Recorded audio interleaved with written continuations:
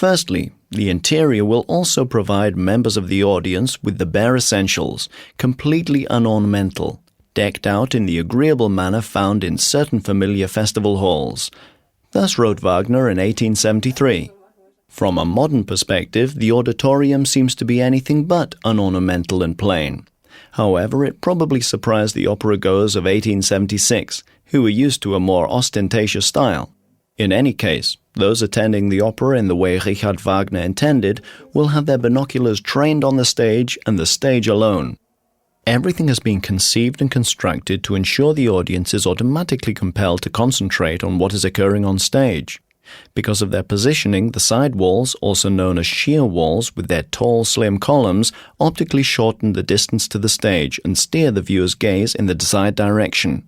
This means of focusing is aided by three portals: the proscenia, which frame the stage.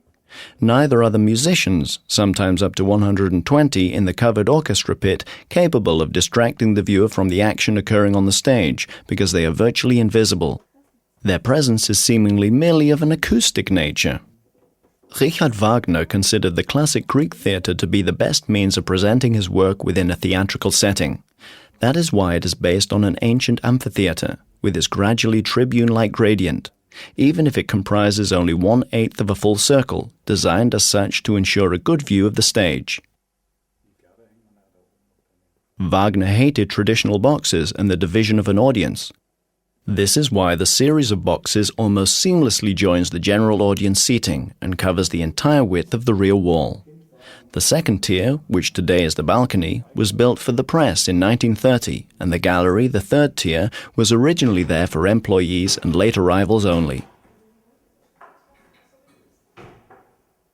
From here you get a good view of the highly detailed ceiling, also based on the Greek style.